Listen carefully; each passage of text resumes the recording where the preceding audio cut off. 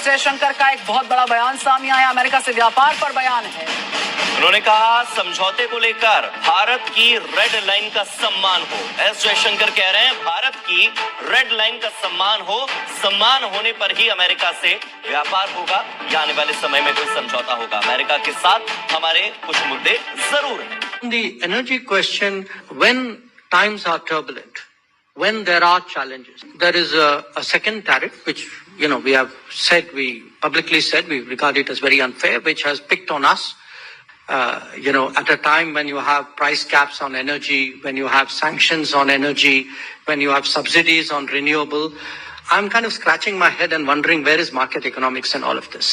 मैं एक सवाल आपसे पूछना चाह रहा था। अभी मैं डॉक्टर जयशंकर आज एक जगह पे बात कर रहे थे, तो उन्होंने कहा जी कि जो मल्टीपोलैरिटी पे उन्होंने आंसर किया जी कि the old order is fragmenting, it's decaying and मतलब इट्स ओवर, और जो फ्यूचर है that is very messy and longish. की जो पॉलिसी है ना वो बड़ी सख्त है। वो कहता है कि भाई अगर जो जिस फैसला मैंने कर लिया ना, मैं उस फैसले पे आप लोग खड़े हो जाओ। अभी आपने देखा कि रिसेंटली हुआ क्या है, वो ये चाहते ही ये है कि आप अपने ताल्लुकात रशिया के साथ खत्म कर दो। अगर तुम अपने ताल्लुकात मुकम्मल तौर पे बायकॉट कर दो, ऐलान कर दो, ब्रिक्स से निकल जाओ। ये जो पूरा हेल्थ केयर सिस्टम है, जो वहां के सेहत का सिस्टम है, सेहत का निजाम है, वो डोनाल्ड ट्रंप ने बर्बाद कर दिया। डोनाल्ड ट्रंप उसके लिए पैसा नहीं देना चाहता है। वो कह रहे हैं कि जो गरीब आदमी है, जो गांव में रहता है, अमेरिका में भी गांव है, जो छोटे शहरों में रहता है, वो तो अफोर्ड कर ही नहीं पाएगा। और ऐसी बात नहीं है कि जो बड़े शहरों में रहता है वो अफोर्ड कर पाएगा। सभी का बेड़ा गर्क कर दिया डोनाल्ड ट्रंप ने। मतलब वो कह रहे हैं कि ये फ्रेगमेंटेड है और डिके कर रहा है। मतलब ये तो itself they are challenging and questioning, America को क्वेश्चन कर रहे हैं और अमेरिका की पावर को कमजोर कर रहे हैं। तो डू यू थिंक कि ये जो रविश है इंडिया की, अमेरिका को कॉम्प्रोमाइज, अमेरिका को कमजोर करने वाली, या उसे कहना कि अब तुम्हारी पावर वो नहीं रही, on multipolarity when he is saying that it is decaying, ठीक है, इट्स ओवर, तो आपको लगता है कि ये चीजें अमेरिकन को हजम तो नहीं देखते हैं? Indians are still not learning the lesson, confused, या बस वो समझते हैं कि we need to stick to our way we are? देखिए, जब मैं अमेरिकन यहाँ पर हमारे स्टेट डिपार्टमेंट या डिपार्टमेंट ऑफ डिफेंस के लोगों से बात करता हूँ, तो मैं तो उनको साफ कह देता हूँ कि जो भी ये कहता है कि this is a multipolar world, Jaishankar हो या मैक्रोन भी कहता है और कभी कभी शी जिनपिंग भी कहते हैं, जो भी ये कहता है कि this is a multipolar world, वो बस दुआ कर रहे हैं कि अमेरिका की ताकत कम हो जाए। It is a wish, it's not a description of reality, it is a hope का इजहार कर रहे हैं कि भाई मल्टीपोलर वर्ल्ड उसी सूरत में बनेगी कि अमेरिका बिल्कुल यूनिपोलर ना रहे ना, दुनिया कमजोर हो जाए, अमेरिका कमजोर हो जाए। तो ये अब ये और बात है कि Donald Trump is not interested. देखिए, जो अमेरिका अपनी हेजेमनी मेंटेन दो तरीके से करता है। एक, it keeps it's economy number one, it keeps it's defence capabilities number one, plus जो इंटरनेशनल ऑर्डर है उसको डिफेंड भी करता है, क्योंकि उससे अमेरिका को फायदा होता है। वर्ल्ड बैंक ले लें, इकोनॉमिक में WTO, IMF, ये सारे पे कंट्रोल है अमेरिका का। UN को देख लें, उसमें वेस्ट के पास 3 सिक्योरिटी काउंसिल में बोर्ड्स हैं। So the system is biased in their favour, और वो इसके सिस्टम को बर्दाश्त करते हैं और उसको सपोर्ट भी करते हैं।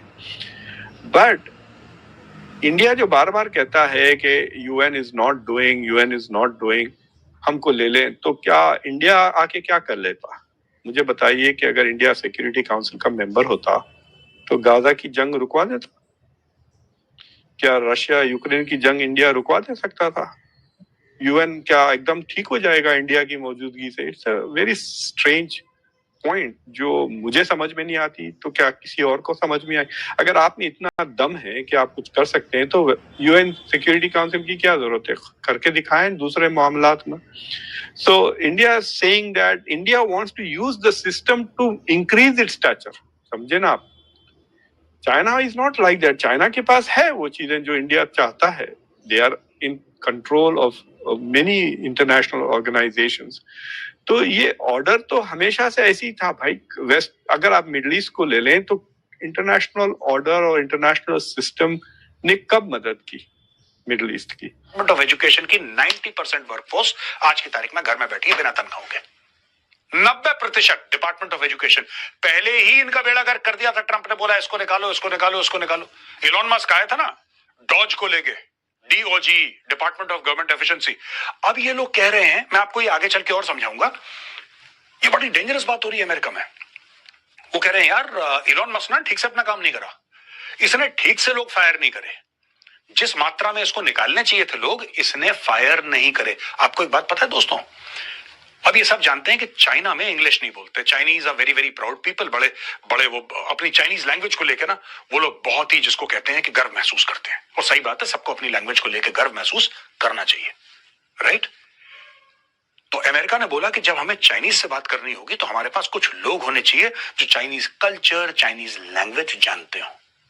जाहिर सी बात है, ये बात चाइना में भी है। चाइना में भी ऐसे लोग हैं जो अमेरिकन कल्चर, इंग्लिश लैंग्वेज ये सब जानते हैं, एक्सपर्ट्स हैं।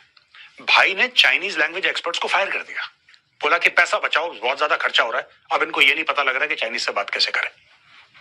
टूटी फूटी बातें चल रही हैं, लेकिन यार आपको कल्चर समझना पड़ता है, आपको इथोस समझना पड़ता है, आपको उसका पूरा, जिसको माइंड है जो उसका, वो समझना पड़ता है। और जब तक आप उसको समझेंगे नहीं, उसके कल्चर को नहीं समझेंगे, आप उससे बातचीत कैसे करेंगे? ये देखिए सब।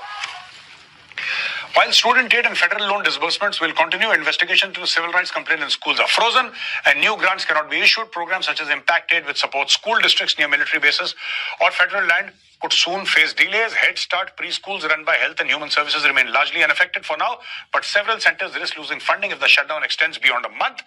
Parents reliant on subsidy childcare may struggle, affecting both education and employment. अब आगे क्या, ये पूरा का पूरा यहाँ पे मैं आपको डिटेल ज्यादा देके बोर नहीं करूंगा, पूरी एक्सटेंसिव रिसर्च है हमारी दोस्तों। What's open, US postal service खुली हुई है, मेडिकेयर खुली हुई है, सोशल सिक्योरिटी पेमेंट्स ये चल रहे हैं, air traffic control, bank, courts, border security, federal law enforcement, all active duty military personnel चल रहे हैं।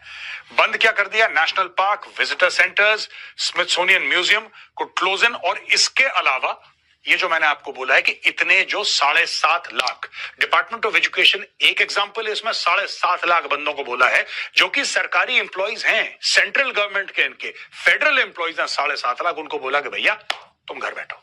वो काम ठप हो गया, सरकार बंद हो गई डोनाल्ड ट्रंप की आज की तारीख में। ये दोबारा किक स्टार्ट हो गई, ऐसी बात नहीं है कि डोनाल्ड ट्रंप को हटा दिया गया, नहीं, he is still the president, it's just that he is not getting funding.